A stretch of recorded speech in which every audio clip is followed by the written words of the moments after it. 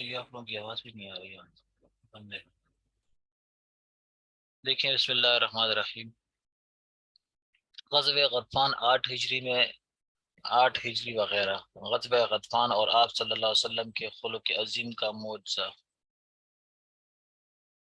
3 ہجری میں 400 آدمی لے کر دعشور بن المحارث محاربی مدینہ منورہ مدینہ طیبہ پر حملہ کے لیے چلا. حضرت صلی اللہ علیہ وسلم کے مقابلے کے لیے تو وہ مقابلے کے لیے تشریف لائے.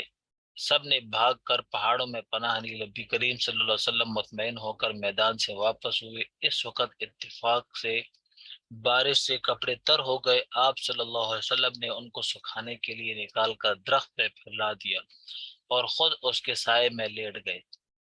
ادھر پہاڑ کے اوپر دعشو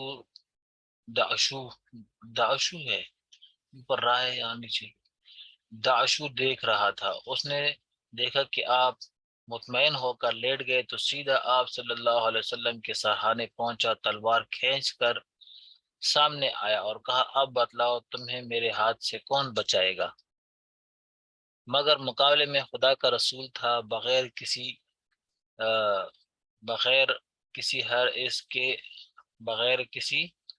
ہر اس کے جواب دیا. مطلب کہ اس کے بغیر خوف کے بغیر. ٹھیک ہے یہ معنی ہے. کوئی الفاظ مٹے ہوئے ہیں کہ ہاں اللہ تعالیٰ بچائے گا. اس کا کلمہ سننا تھا کہ دعشور کے بدن پر رعشہ پڑ گیا یعنی کہ وہ کانپنے لگا اور تلوار ہاتھ سے گر گئی. اب نبی کریم صلی اللہ علیہ وسلم نے تلوار اٹھا کر فرمایا کہ تم بولو اب تمہیں کون بچائے گا. اب اس کے پاس اس کے سوا کیا جواب تھا کہ کوئی نہیں. نبی کریم کو اس کی بیچارگی پر رحم آ گیا اور اس کو معاف فرما کر چھوڑ دیا.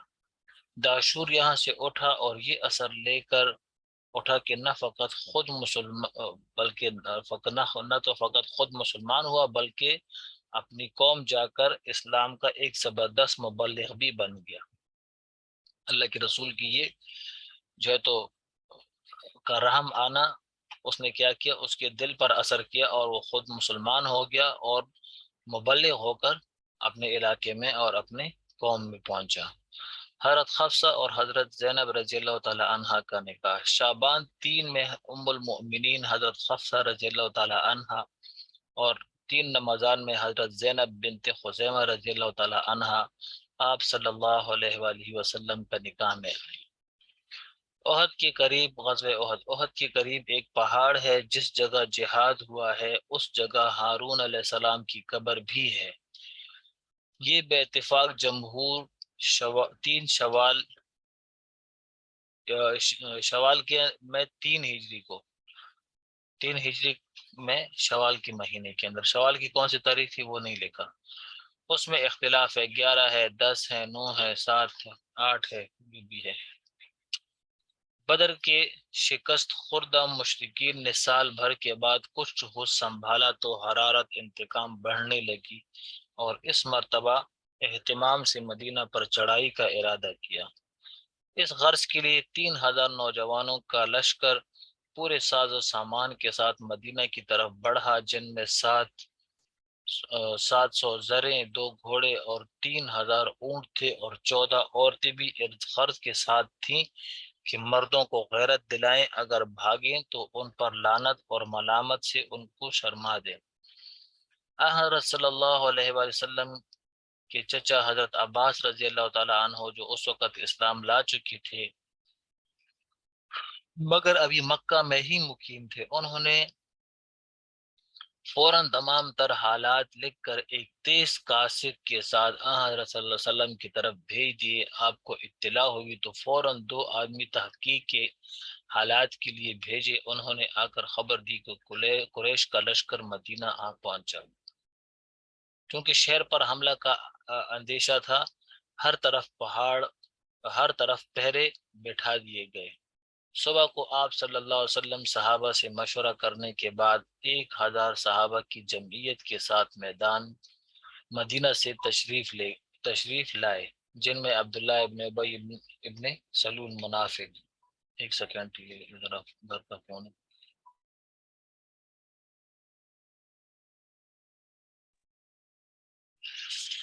اچھا، اس کے 300 ہم خیال منافقین بھی شامل تھے، یہ سب راستے سے واپس ہو گئے۔ اب مسلمانوں کا لشکر صرف 700 کا رہ گیا۔ یہ عبداللہ ابن ابی ابن سلول رئیس المنافقین، شروع میں اللہ کے رسول کے ساتھ، اور پھر بعد میں دیکھا کہ بھئی ان کے ساتھ لڑنا تو خود کو ہلاکت میں ڈالنے والی بات ہو گئی، ٹھیک ہے، تو پھر کیا ہے، وہاں سے واپس ہو گیا، خود بھی واپس ہو گیا، اپنے ساتھ 300 لوگوں کو بھی واپس لے گیا۔ فوج کی تربیت اور صحابہ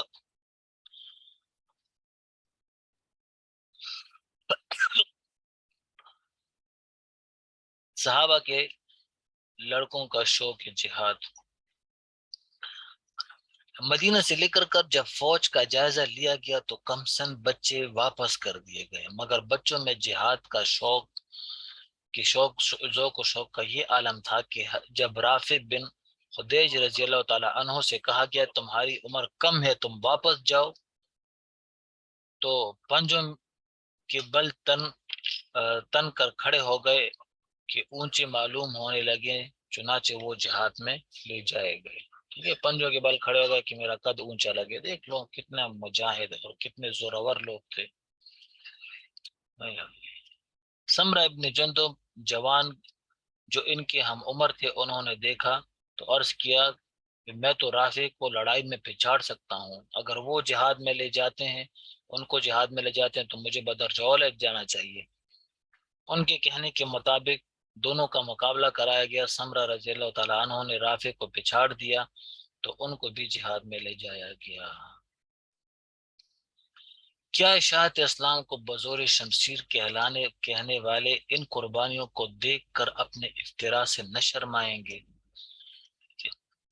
الغرض مقابلہ پر پہنچ کر نبی کریم صلی اللہ علیہ وسلم نے صف آرائی فرمائی احد کے پہاڑ کی پشت کی طرف،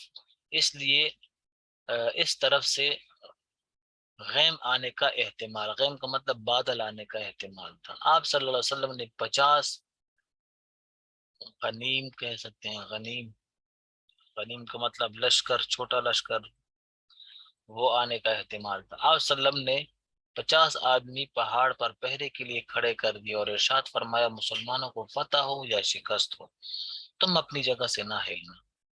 لڑائی شروع ہوئی، دیر تک گھمسان لڑائی کے بعد فوجیں ہٹی تو مسلمانوں کا پلہ بھاری تھا، قریش بدحواس ہو کر منتشر ہو گئے۔ مسلمانوں نے مال غنیمت جمع کرنا شروع کر دیا۔ یہ دیکھتے ہی دیکھتے وہ لوگ بھاگ کر اپنی جگہ چھوڑ کر یہاں آ گئے جن کو عقب کی پہاڑی کی جانب پہاڑی کی نگرانی کے لیے مقرر کیا تھا۔ ان کے امیر عبداللہ ابن جبیر رضی اللہ تعالیٰ عنہ نے منع کیا، مگر وہ یہ سمجھے کہ اب یہاں ٹھہرنے کی ضرورت نہ رہی، یہاں سے ہٹ گئے، نہ روکے، صرف چند صحابہ رہ گئے۔ یہ دیکھ کر خالد بن ولید رضی اللہ تعالیٰ عنہ جو ابھی مسلمان نہ ہوئے تھے اور کفار کی طرف سے لڑ رہے تھے، عقب کی جانب سے دفعتاً حملہ کیا۔ عبداللہ ابن جبیر رضی اللہ عنہ اور ان کے باقی ساتھیوں نے نہایت جان بازی کے ساتھ مقابلہ کیا، بالآخر سب کے سب شہید ہو گئے۔ اب راستہ صاف ہو گیا۔ خالد رضی اللہ عنہ نے اپنے دستے کے ساتھ مسلمانوں پر ٹوٹ پڑے، اور جب دونوں فوجیں اس طرح مل گئی کہ خود مسلمان کے ہاتھ مارے گئے، مصعب بن عمیر رضی اللہ تعالیٰ عنہ شہید ہوئے، چونکہ آپ صلی اللہ علیہ وسلم کی مشابہ تھے۔ ان کی شہادت سے یہ مشہور ہو گیا کہ حضرت صلی اللہ علیہ وسلم شہید ہو گئے، کہ کسی شیطان نے یا مشرک نے زور سے آواز دی کہ محمد صلی اللہ علیہ وسلم قتل ہو گئے تھے۔ مسلمان کے ہاتھ سے اس طرح مارے گئے کہ بس جب انہوں نے مسلمان سامان جمع کر رہے تھے نا، اور انہوں نے پیچھے سے حملہ کر دیا، تو اب ان کو تو حملے کی توقع ہی نہیں تھی، مسلمان سنبھل رہے تھے، تو بالکل انہوں نے جو ہے تو کافی نقصان کر دیا تھا۔ ٹھیک ہے، اس وقت خالد بن ولید اور اس کے ساتھ جو ساتھی تھے، اب بس جو ہے تو گرد و غبار تھا اور پتہ نہیں چل رہا تھا کہ کون کس پہ تلوار چلا رہا ہے۔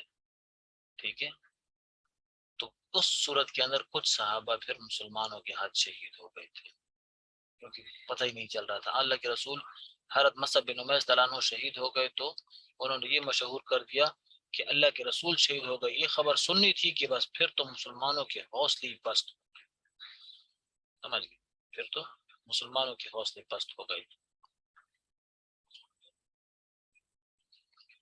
مسلمانوں کی فوج میں مایوسی چھا گئی، بڑے بڑے بہادروں کے پاؤں اکھڑ گئے.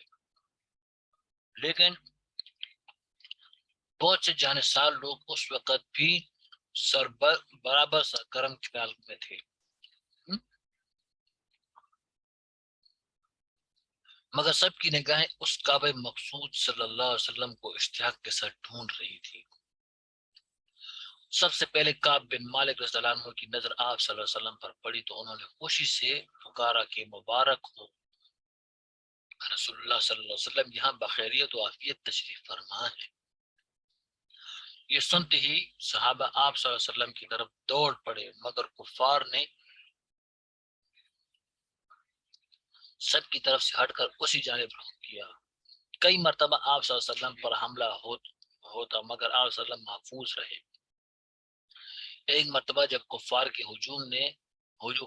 ہجوم کیا تو ارشاد ہوا کون مجھ پر جان دیتا ہے. حضرت زیاد بن سکن رضی اللہ عنہ 4 صحابہ آگے بڑھے، سب کے سب نہایت دلیرانہ جان بازی کے ساتھ شہید ہو گئے.